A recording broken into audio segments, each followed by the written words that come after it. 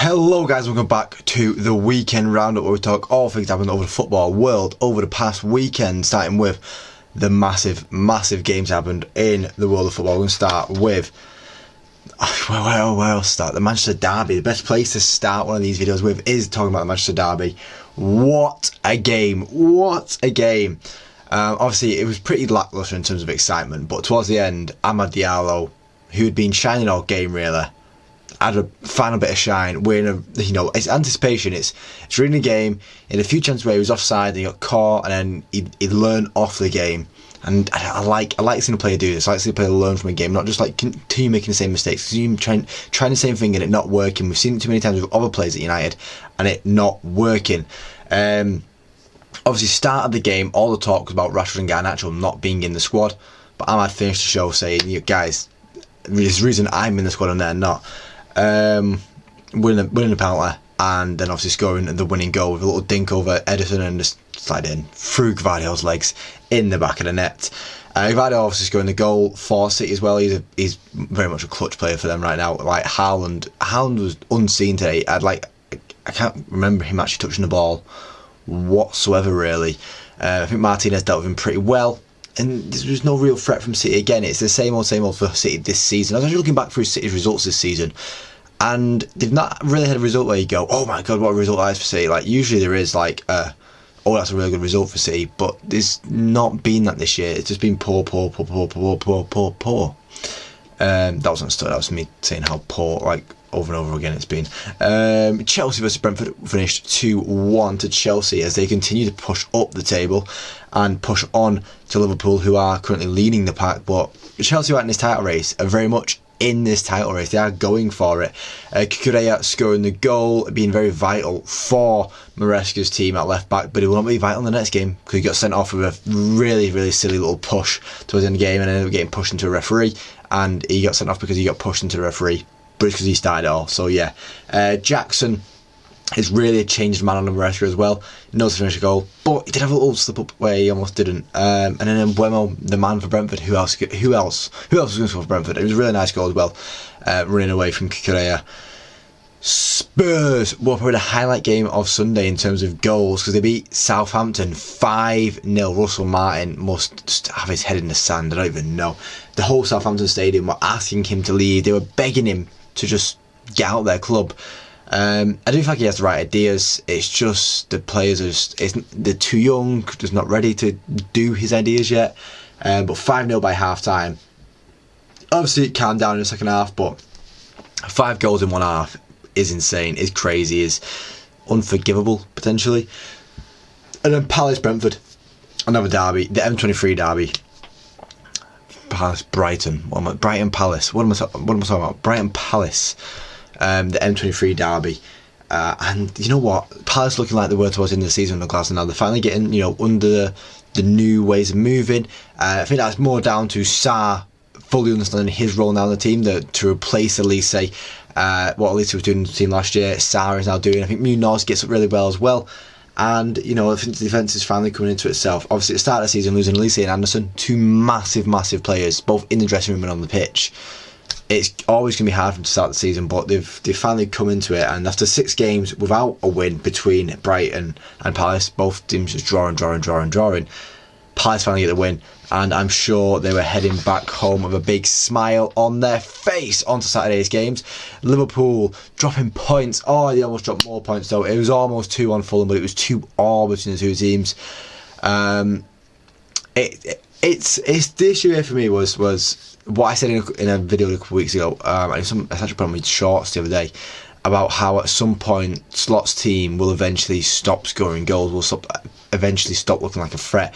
Whether that is when Salah's in the season or whether that's sooner, we don't know. But Dutch football, in terms of managing Dutch football, has never provided great goal scoring action. It's always been quite defensive and got goals.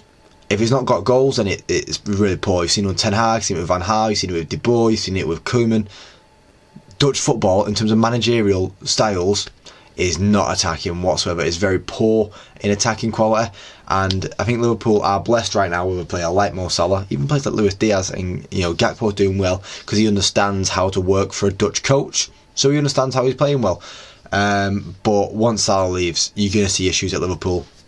I promise it you. 2-1 in that game. I think Robinson played a really good game. He dealt with Salah very well and got involved in both the goals. I've got to commend Robinson as my man of the match for that game. Wolves and Ipswich, with Ipswich winning 2-1. Gary O'Neill has now been sacked. It's very disappointing. Obviously, he was getting looked at as a potential coach at Manchester United, and has been sacked by Wolves after a really, really poor run of form. It seems like that dressing room is just in shambles. It just seems it's gone. Fighting after the game. Ipswich's chances weren't even great chances that they scored either. It just seems like that whole club is in just a mess right now. It's insane how bad the fall has been, because I picked Wolves as a decent mid-table team for this year, and then it's just fell apart from it. It's just fell apart. Newcastle are causing Ruud's Leicester team to fall apart as they beat them 4-0. Absolutely, dominating game.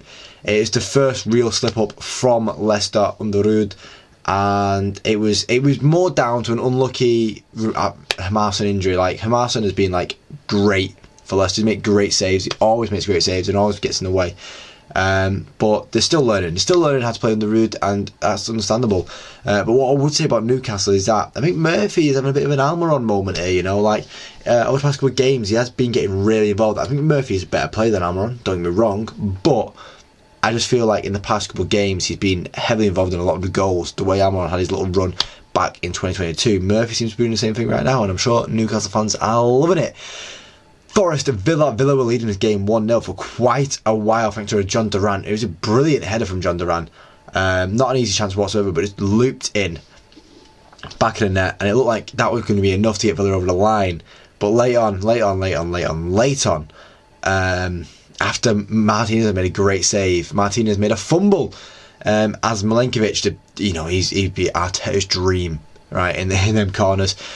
Gets his head to the ball, bounces, kind of bumbles off him. They didn't really head it, he bumbles off him and goes into the back of the net. Martinez scrambled like that. I hit Martinez in the chest and still went in. It was really poor keeping, but he made some great saves in the game, so we kind of let him off. And then right at the end, it seemed like Forest made a foul on Villa, go into the box, and Elanga scores the goal. And onto the final game of the weekend to talk about was Arsenal and Everton's 0-0 draw, the first game of the weekend. And it's a 0-0 draw, not much to talk about. I think it's same old for Everton, same old for a Sean Dyche team. Very strong defensively, poor in the attack, not enough quality in the attack, and that's always how it's been on Sean Dyche. But he gets results like this, and he manages teams like this where a result like this is acceptable. And what are Arsenal doing when they come up against a team where they can't win the corner, headers from the corner? Oh, they draw 0-0. Yeah, I'll stick on that narrative. Thank you very much. On to my team of the week now. And I did have Pickford in net. I think I should have Pickford in net. I think he was great in net. Keeping a clean sheet against Arsenal, had a really good performance. My back four, it has to be Robinson at left back. Robinson had a great game against Liverpool. As I said, he was my man of the match in that game. Jed Spence coming for his debut, his Spurs debut. 2 years after joining the club, he made his debut and had a great game. Was heavily involved in the goals, without a fault. Martinez and Milenkovic both getting the defence for me. Milenkovic scoring a header to get him back, and then Martinez getting the assist for that Ahmad goal, and having a really good game against Haaland as well. It was a really good defensive game. Credit to it where it is due.